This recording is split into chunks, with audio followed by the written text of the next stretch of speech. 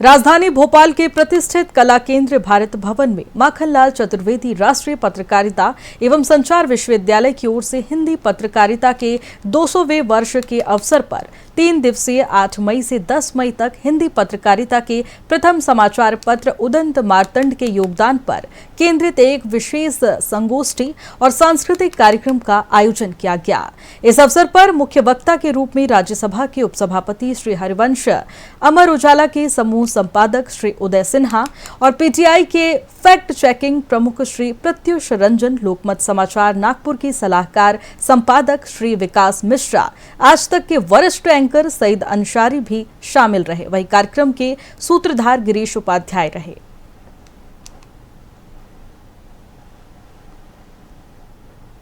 जैसा कि मैं एक पत्रकारिता के विद्यार्थी हूँ और हमारे पत्रकारिता विश्वविद्यालय द्वारा जो माखनलाल चतुर्वेदी राष्ट्रीय पत्रकारिता एवं संचार विश्वविद्यालय है, उसके द्वारा ये पत्रकारिता का उत्सव मनाया जा रहा है।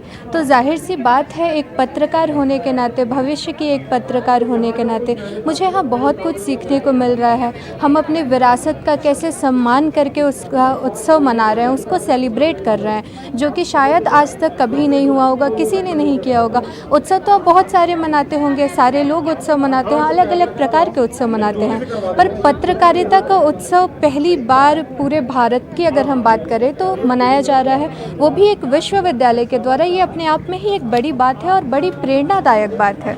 नहीं, वो हमारे पितृपुरुष हैं। पहला हिंदी का अखबार निकला था और उदंत मार्तंड 1.5 साल शायद चला, पैसे के अभाव में वो बंद हो गया था। लेकिन हम लोग आज भी उसी को पितृपुरुष मानते हैं और पहला हिंदी का अखबार है, इसलिए हमारे मन में उनके प्रति बहुत श्रद्धा है। क्योंकि उस वक्त जो भी अखबार निकालते थे उनका एक ध्येय था, वो था देश को आज़ाद कराना। इन्होंने एक जो टैगलाइन दिया था, हिंदुस्तानियों के हित के हित, माने हिंदुस्तानियों के भले के लिए हिंदी अखबार। उससे पहले बंगाली, मराठी, अंग्रेज़ी और ये सब क्या अंग्रेज़ों के गज़ट और इस तरह की चीज़ें उसमें प्रकाशित होते थे। लेकिन उन्होंने सोचा, वो एक पेशकार थे अदालत में, अपना काम छोड़ के, अपनी नौकरी छोड़ के, चंदे के बल पे उस अखबार को उन्होंने सोचा कि रन करेंगे, चलाएंगे। और हिंदुस्तानियों की जितनी दिक्कतें हैं, जितनी समस्याएं हैं, जैसे आज अभी हरिवंश जी ने भी बोला कि अगर किसी देश को विकास के लिए उद्योग और पूंजी, इस दोनों चीज़ की बहुत ज़रूरत है। देखिए, ये जो भोपाल में माखनलाल चतुर्वेदी राष्ट्रीय पत्रकारिता एवं संचार विश्वविद्यालय और वीर भूमि न्यास की तरफ से जो आयोजन हो रहा है, इसमें केवल जो है देश भर के बड़े बड़े मीडिया जो हैं, चैनल्स और समाचार पत्रों के संपादक ही नहीं आए हैं, बल्कि और भी इसमें अन्य जो विमर्श के अलावा भी जो कार्यक्रम हैं, उसमें यहाँ अस्त्र शस्त्रों की प्रदर्शनी लगी है, जिससे हमें ये पता चलता है कि स्वतंत्रता संग्राम के दौरान हमारे जो वीर जो स्वतंत्रता सेनानी थे, उन्होंने किस किस तरीके से जो है उस युद्ध को लड़ा था। तो वो अस्त्र शस्त्रों की प्रदर्शनी जो है वो विद्यार्थियों की जागरूकता के लिए लगाई गई है। इसके अलावा जो पिछले 200 वर्षों में हमारे समाचार पत्रों की बड़ी सुर्खियां रही हैं, उन सुर्खियों से संबंधित भी यहाँ पर जो है एक एग्जीबिशन आप देख रही हैं, जिसमें देखिए ये जो पोस्टर्स हैं, ये यहाँ पर आप देख रहे हैं, ये नया हिंद समाचार पत्र, इसका फ्रंट पेज, और वीर अर्जुन, कर्मवीर, इस तरीके से बहुत सारे आज ये जो समाचार पत्र के प्रमुख प्रथम पृष्ठ हैं, उनमें उस समय क्या हुआ था।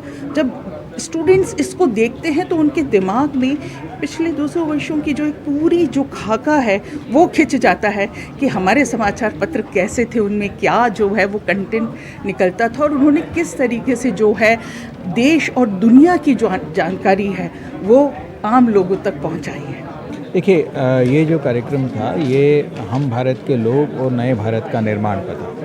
तो जब लोगों की बात होती है तब भारत की विविधता भी होती है। तो आज जितने वक्ताओं ने अपनी बात रखी, उसमें वो अलग अलग रंग हमको दिखाई दिए। निर्माण में सभी का सहयोग होता है। ऐसे लास्ट में उदय जी ने कहा कि सब साथ चलें, सब साथ बढ़ें, तो ही भारत का निर्माण हो सकता है। तो ये जो अलग अलग दृष्टिकोण सामने आए हैं, अलग अलग विचार सामने आए हैं, अगर इनको समन्वित रूप से लागू किया जाए और सरकारों के भरोसे नहीं, समाज के भरोसे व्यक्ति स्वयं अपना काम करे, उसको लेकर अगर हम भारत के निर्माण की कल्पना करते हैं तो हम सच्चे अर्थों में भारत का निर्माण कर सकते हैं। एक समर्थ, एक सशक्त और एक सक्षम भारत का निर्माण। बहुत ही अच्छा कार्यक्रम रहा। इसमें हमने ये देखा और सीखा, और सारे बच्चों के लिए, जितने लोग भी यहाँ पे आए उनके लिए भी था कि 200 साल का इतिहास प्लस आगे आने वाले 5, 10, 20, 25 सालों में क्या होने वाला है, दोनों बातों की चर्चा हुई।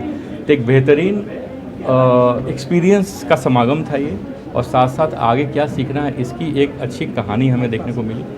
तो दोनों का बहुत ही बैलेंस था, और मुझे लगता है कि बच्चों को जिन्होंने सुना सारी चीज़ें, सारी ये सेशन सुना, बहुत बेहतरीन अनुभव रहा होगा, जिसमें हमने उद्दंड मार्तंड के 200 साल से लेके और AI टूल्स की बात की।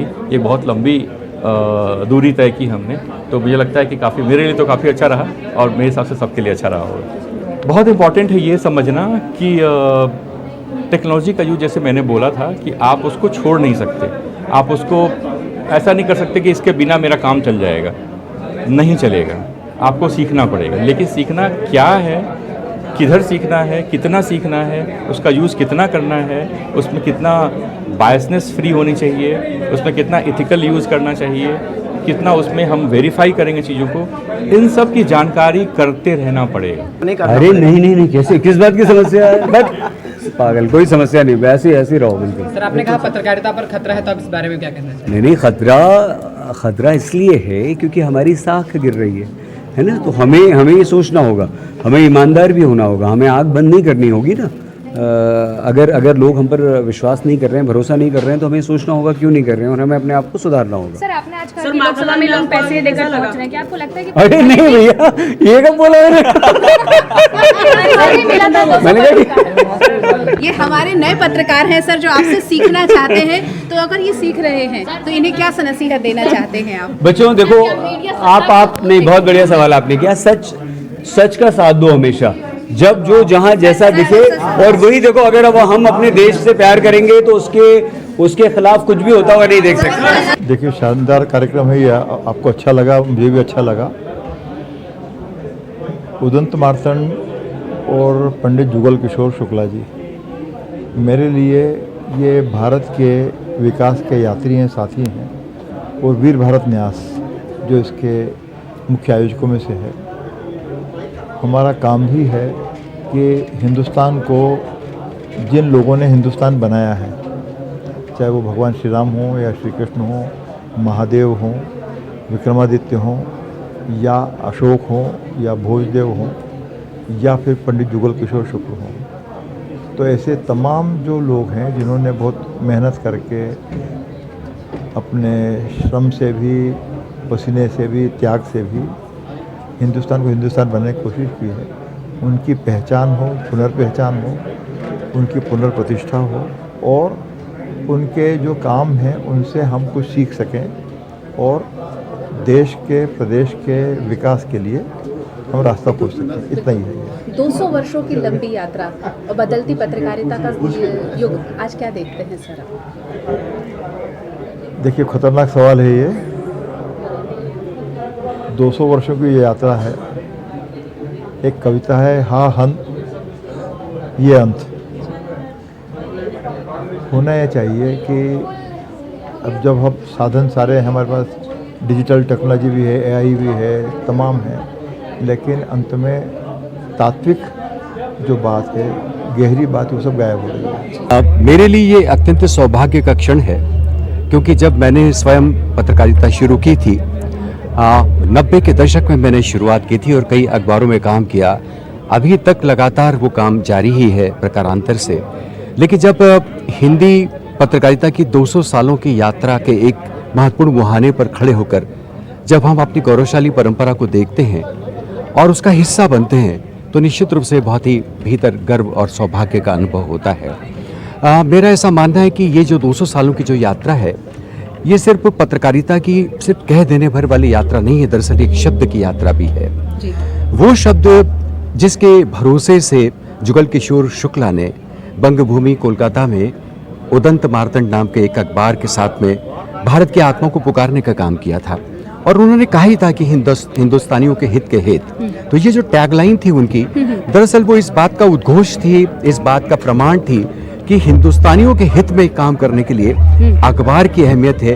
और अखबार तो निकल रहे थे, लेकिन अगर उसकी देश की अपनी भाषा में अगर ये अखबार निकल रहा है तो उसकी अहमियत कुछ और बढ़ जाती है। तो ये शब्द की यात्रा, ये जो भरोसा उन्होंने व्यक्त किया था, 200 वर्षों की यात्रा करता हुआ शब्द आज 21वीं सदी के इस मुहाने पर भी है।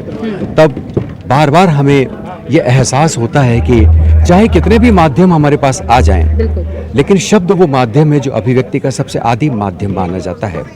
एक कविता मुझे याद आती है कि जब चुप रहते रहते अकड़ जाती है मेरी जीभ, दुखने लगती है मेरी आत्मा, ओ मेरी भाषा मैं लौटता हूं तुम में। ये जो अभिव्यक्ति की जो कसक है, जो बेचैनी है, वो दरअसल शब्द के पास जाके विश्राम पाती है।